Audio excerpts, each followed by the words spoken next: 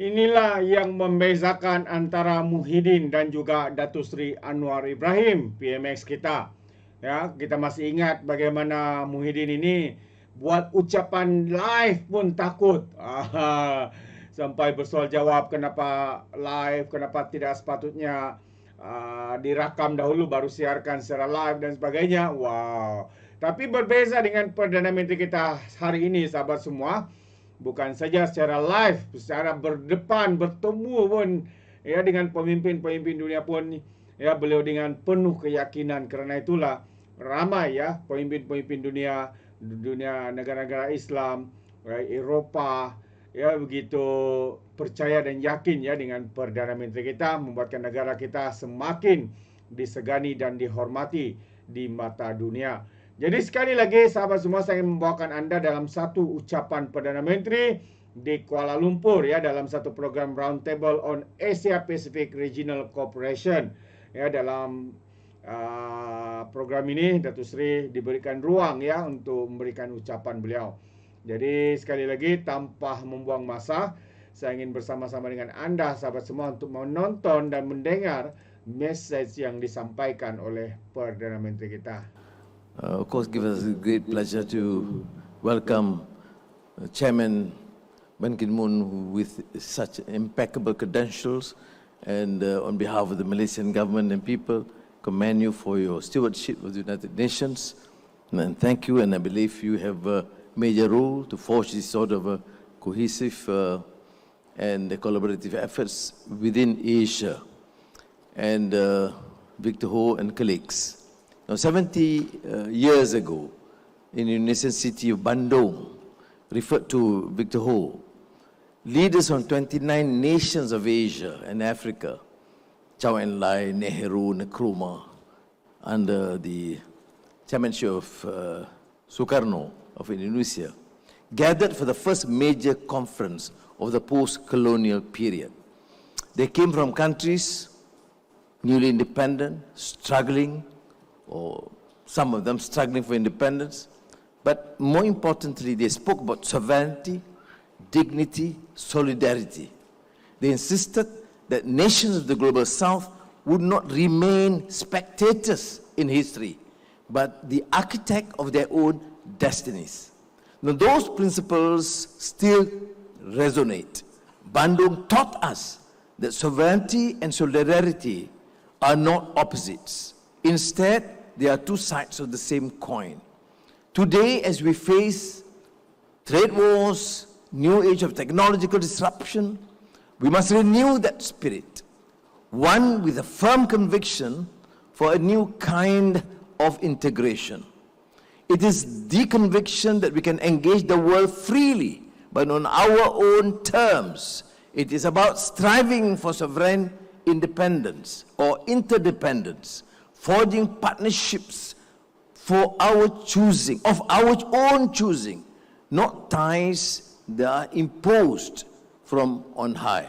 And ASEAN, as you know, accepts this principle of centrality, having that commitment to forge a strong bond within ASEAN countries, engage with our neighbors and friends, China, Korea, Japan, India, in Asia, continue to enhance relations and trade with the United States, Europe, and other countries. That centrality must work. Now, the global trading system, unfortunately, is in distress. The WTO, once the guardian of rules, have been left in a state of near paralysis.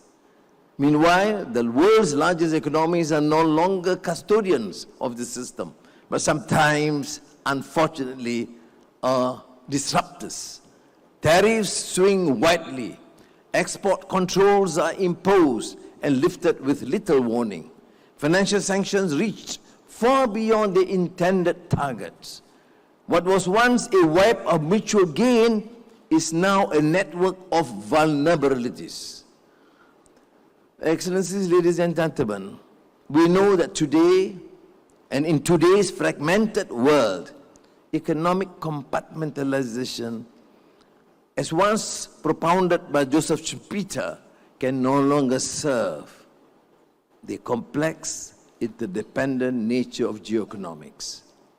Unfortunately, we're living through a weaponization of interdependence. Instead of advancing facilitation, energy pipelines, shipping routes, semiconductor supply chains now have become instruments of unfair leverage. Payment systems and capital flows are deployed as tools of pressure. Now, the result is pervasive uncertainty, a sense of fragility. This is the new reality. We convene here to discuss the principle of centrality, working together, but we also have to realize and accept the reality of unbridled mercantilism, of generating economic disparities or disruptions, export restrictions will have profound security and geopolitical implications as well. But history shows us that when nations compete to build worlds, prosperity declines and instability spreads. That is precisely the reason why we argue for sovereign interdependence and effective collaboration with all. We are entering a world without a single center of gravity.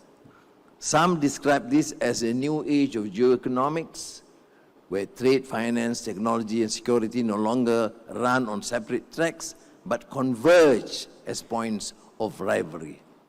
Others call it a return to spheres of influence, where major powers seek to divide the map into zones of control.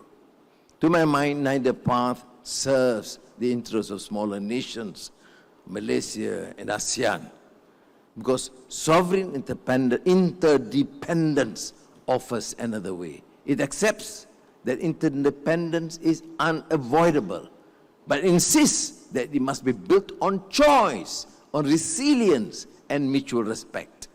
It preserves openness while safeguarding dignity.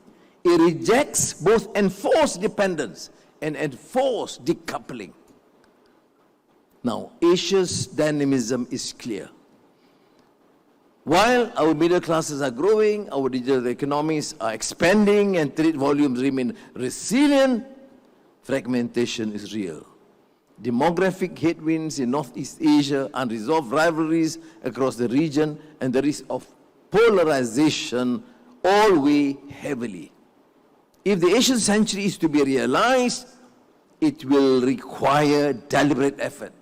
Convergence such as this, great minds, Ban Ki-moon, and friends, to think, to ensure that policies are well coordinated, and investment in shared resilience. Now, ASEAN offers a model built on open, inclusive, and non-exclusive regionalism. It remains one of the few groupings where rivals sit together in dialogue. Malaysia is determined to preserve that centrality, not as rhetoric, but as practice that requires deepening the architecture of regional cooperation. This year, ASEAN and China concluded negotiations for the ASEAN-China Free Trade Area 3.0. It will be presented to leaders in October.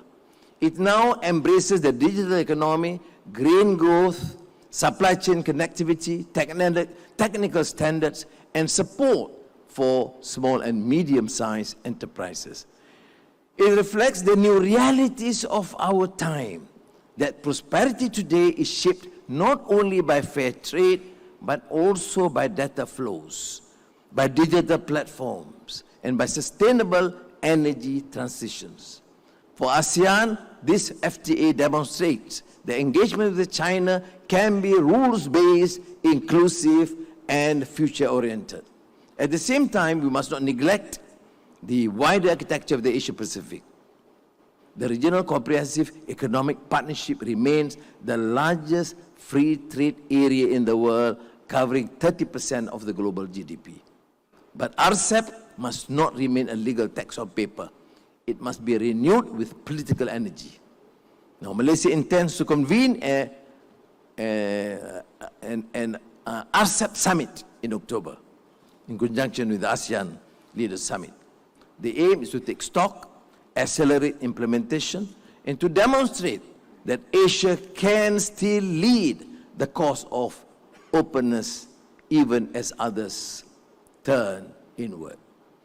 So, ladies and gentlemen, we have now new challenges in technology, artificial intelligence, automation, digitalization, and remaking the world with startling speed. Let us begin, work together as a cohesive team, and be determined and remain optimistic and dignified, sometimes a rare term in politics these days. But I believe and I share your optimism, and let us work together to save the region and the world. Thank you. Terima kasih.